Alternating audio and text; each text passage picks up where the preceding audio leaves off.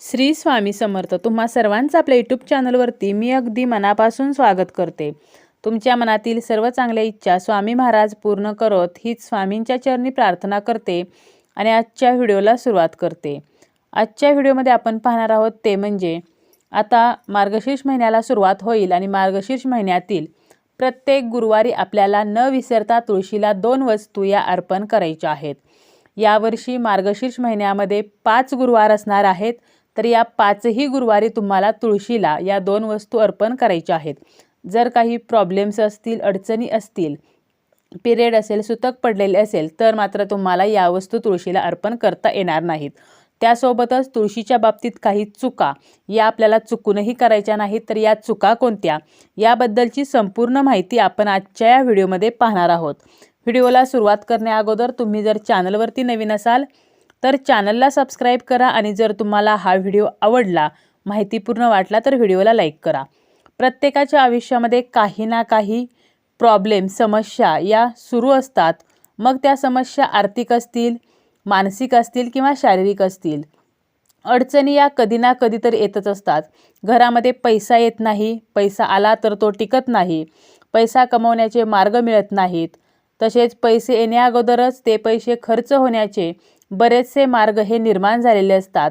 नोकरीतून मिळणाऱ्या पैशामध्ये आपला उदरनिर्वाह होत नाही आणि आपण एखादा व्यवसाय केला तर त्या व्यवसायामध्ये सुद्धा आपल्याला हवा तसा फायदा होत नाही, व्यवसायामध्ये वाढ होत नाही. आपल्या खिशामध्ये जे पैसे आहेत तर ते पैसे सतत खर्च होत असतात, परंतु पैशाला पैसा लागत नाही. कितीही नाही म्हटलं तरी पैशाशिवाय आजकाल काहीही चालत नाही. प्रत्येक गोष्टीसाठी पैसा हा अतिशय महत्त्वाचा आहे आणि त्यामुळे आपल्याला मार्गशीर्ष महिन्यामध्ये काही उपाय हे करायचे आहेत. मार्गशीर्ष महिन्यामध्ये आपण श्री महालक्ष्मी व्रत करत असतो. माता लक्ष्मीला प्रसन्न करून घेण्यासाठी, अखंड लक्ष्मी प्राप्तीसाठी आणि ऐश्वर्य प्राप्तीसाठी हे व्रत केले जाते. आपल्याला जो काही पैसा घरामध्ये आलेला आहे तर तो पैसा टिकावा यासाठीच हे व्रत अनेक घरात केलं जातं. त्यासोबतच आपल्याला धनप्राप्तीचे वेगवेगळे मार्ग मिळावेत, आपले जे धन आहे, वैभव आहे, संपत्ती आहे तर यामध्ये वाढ व्हावी. तसेच आपल्याला जी प्राप्त लक्ष्मी आहे म्हणजे आपल्याकडे जे काही लक्ष्मी मातेच्या कृपेने वैभव आहे तर हे वैभव चिरकाल असंच राहावं, तर यासाठी हे जे व्रत आहे तर ते केले जाते. आता आपल्याला गुरुवारी काय करायचं आहे म्हणजे प्रत्येक गुरुवारी तुळशीला 2 वस्तू अर्पण करायच्या आहेत. तर तुळशीला आपल्या हिंदू धर्मामध्ये अनन्यसाधारण महत्त्व आहे.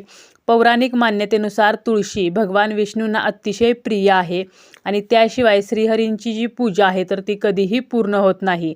असे म्हणतात की ज्या घरामध्ये तुळस असते तर तेथे वास्तुदोषाचा प्रभाव हा राहत नाही आणि सुखसमृद्धी ही टिकून राहते. आणि आपल्याला माहीत आहे की ज्या ज्या ठिकाणी विष्णू असतात तर तेथे माता लक्ष्मी ही सुद्धा असते. त्यामुळे आपल्याला विष्णूंना अतिशय प्रिय असलेल्या या तुळशीची प्रत्येक गुरुवारी विधिवत पूजा ही करायची आहे. तुळस जी आहे तर ग्रहण जेव्हा असतं तर त्याच्या अगोदरसुद्धा अन्नपदार्थांमध्ये, पाण्यामध्ये तुळशीची पाने टाकलेली असतात. कारण ग्रहणाच्या हानिकारक किरणांचा अन्नावरती जो परिणाम होतो तर तो या तुळशीच्या पानामुळे तो परिणाम रोखला जातो. तर एवढं या तुळशीला महत्त्व आहे. तुळशीशिवाय श्रीकृष्ण, भगवान विष्णू तर यांची पूजा जी आहे तर ती अपूर्ण मानली जाते. तुळस ही कधीच शिळी मानली जात नाही. तुळशीचे रोप आपल्या अंगणात असेल आणि जर आपण त्याची विधिवत पूजा केली, त्याची देखभाल व्यवस्थित केली तर माणसाच्या मागील जन्मातील सर्व पापे धुवून निघतात अशी सुद्धा मान्यता आहे. तसेच आपल्या घरामध्ये सुखसमृद्धी ही सुद्धा टिकून राहते. गुरुवारी सकाळी उठल्यानंतर आपलं स्नान वगैरे झाल्यानंतर आपण तुळशीची विधिवत पूजा करायची आहे. तुळशीला जल अर्पण करायचं आहे, हळदी, कुंकू, अक्षता, फूल अर्पण करायचं आहे आणि त्यासोबतच आपल्याला 2 वस्तू या प्रत्येक गुरुवारी मार्गशीर्ष महिन्यात अर्पण करायच्या आहेत आणि त्या म्हणजे चिमूटभर हळद आपल्याला अर्पण करायची आहे. हळद ही माता लक्ष्मीला अतिशय प्रिय आहे. तसेच हळद जी आहे तर ती वातावरणातील नकारात्मकतासुद्धा कमी करते. त्यामुळे चिमूटभर हळद तुम्हाला चिमटीने धरून तुळशीचं जे खोड आहे तर तिथे तुम्हाला चिमूटभर हळद अर्पण करायची आहे आणि त्यासोबत तुम्हाला 1 चमचा कच्चं दूध अर्पण करायचं आहे. बघा, दूध हे तापवलेलं नसावं, कच्चं दूधच आपल्याला घ्यायचं आहे. थोडंसं कच्चं दूध आणि थोडीशी चिमूटभर हळद, तर या 2 वस्तू आपल्याला मार्गशीर्ष महिन्यामध्ये प्रत्येक गुरुवारी तुळशी मातेला अर्पण करायच्या आहेत. त्याबरोबरच आपल्याला संध्याकाळी तिन्ही सांजेला 6 ते 7 तर या वेळेमध्ये तुळशीजवळ आपल्याला एक दिवा लावायचा आहे. दिवा लावताना यामध्ये आपल्याला तुपाचा वापर करायचा आहे. तुम्ही मातीचा दिवा घेतला तर अतिशय उत्तम, परंतु तुमच्याकडे जो दिवा असेल, धातूचा असेल, पितळेचा, तांब्याचा, चांदीचा दिवा तुम्ही घेऊ शकता. आणि या दिव्यामध्ये आपल्याला जी वात घालायची आहे तर ती मात्र आपल्याला रक्षासूत्राच्या धाग्याची वात बनवायची आहे. जो कलाव्याचा धागा आहे तर तो घ्यायचा आहे. आता हा धागा नसेल तर तुम्ही पांढरा धागा घ्या आणि कुंकू घ्या, त्यामध्ये थोडंसं पाणी मिक्स करून हा पांढरा धागा लाल करून घेऊन या धाग्याची वात आपल्याला लावायची आहे. कारण कलाव्याचा धागा जो आहे तर तो आर्थिक अडचणी दूर करण्यासाठी अतिशय मदत करत असतो. त्यामुळे आपल्याला कलाव्याचा धागा वापरायचा आहे. दिव्यामध्ये तूप घालायचं आहे आणि दिव्याच्या वातीची दिशा ही उत्तरेला करायची आहे, कारण उत्तर जी आहे तर ती कुबेरांची दिशा आहे. तर असं आपल्याला तुळशीजवळ दिवा लावायचा आहे. दिवा तुळशीजवळ ठेवताना त्याखाली थोडेसे तांदूळ ठेवा किंवा एखादी प्लेट ठेवा किंवा फुलांच्या पाकळ्या ठेवा. एखादी प्लेट ठेवली, त्याच्यामध्ये तुम्ही तांदूळ ठेवून त्यावरती दिवा ठेवला तरीसुद्धा चालेल.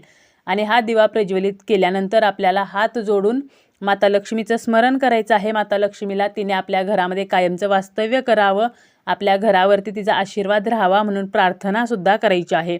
आणि अखंड लक्ष्मी प्राप्तीसाठी आपल्याला या दिव्यामध्ये अख्ख्या ज्या लवंगा आहेत म्हणजे फूल असलेल्या, तर अशा 2 लवंगा घ्यायच्या आहेत आणि 1 वेलची घ्यायची आहे आणि या दिव्यामध्ये आपल्याला या तुपामध्ये टाकायचं आहे. आता काही कारणाने जर तुमच्याकडे तूप नसेलच आणि तुम्हाला तूप आणणे सुद्धा शक्य नसेल तर तुम्ही तेलाचा वापर करू शकता. दिव्यामध्ये तेल घालू शकता, परंतु धागा वापरताना तुम्ही शक्यतो रक्षासूत्राचा धागा हा वापरायचा आहे. तर अशा प्रकारे दिवासुद्धा आपल्याला तुळशीजवळ ठेवायचा आहे. आता तुळशीच्या बाबतीत आपल्याला काही चुका तर या चुकूनही करायच्या नसतात. तर तुळस जी आहे तर तुळशीच्या रोपामध्ये माता लक्ष्मीचा वास आहे. त्यामुळे कधीही तुम्ही जेव्हा तुळशीची पाने तोडता, जर तुम्हाला मार्गशीर्ष गुरुवारच्या दिवशी तुळशीच्या पानांची आवश्यकता असेल तर तुम्हाला सर्वप्रथम हात जोडून तुळशी मातेला नमस्कार करायचा आहे आणि मी तुझी पाने तोडत आहे आणि यासाठी मला परवानगी दे, तर अशी परवानगी मागायची आहे आणि यानंतरच ही पाने जी आहेत तर ती तोडायची आहेत. तुळशीची पाने कधीही चाकूने, सुरीने किंवा नखाने तोडू नयेत, तर ती हळूवारपणे व्यवस्थित तोडायची आहेत. कोणत्याही कारणाशिवाय तुळशीची पाने तोडायची नाहीत. म्हणजे उगीचच पाने तोडायची म्हणून तोडू नका. तसंच कारण असेल तर म्हणजे नैवेद्यावरती ठेवण्यासाठी किंवा तुम्हाला औषधासाठी जर तुळस लागणार असेल तर तुम्ही तुळशीची पाने जी आहेत तर ती तोडू शकता. तुळस ज्या ठिकाणी आहे तर त्या ठिकाणी अस्वच्छता नसावी, केरकचरा नसावा, तेथील जागा पूर्णपणे स्वच्छ असावी. तसेच तुळशीजवळ कधीही अपशब्द बोलणं, कोणाचा अपमान करणं, भांडण, वादविवाद, कलह करणे, तर या गोष्टीसुद्धा करायच्या नाहीत. आता तुळशीला जेव्हा आपण जल अर्पण करतो तर तेव्हा एक मंत्र आहे आणि तो मंत्र असा आहे: महाप्रसाद जननी सर्व सौभाग्यवर्धिनी. महाप्रसाद जननी सर्व सौभाग्यवर्धिनी. तर तुम्ही हा मंत्र म्हणत तुळशीला जल अर्पण करू शकता. तसेच मार्गशीर्ष महिन्यातील प्रत्येक गुरुवारी तुळशीला 11 प्रदक्षिणा घालायच्या आहेत आणि या 11 प्रदक्षिणा घालताना ओम नमो भगवते वासुदेवाय, तर हा जो मंत्र आहे तर तो मंत्र म्हणायचा आहे. जास्तीत जास्त 108 वेळा आणि कमीत कमी 11 वेळा आपल्याला हा मंत्र म्हणायचा आहे. यामुळे विष्णूंचा आशीर्वाद आपल्याला मिळेल आणि जर विष्णूंचा आशीर्वाद मिळाला तर माता लक्ष्मी ही सुद्धा आपल्यावरती प्रसन्न राहते आणि आपल्या घरामध्ये बरकत येते.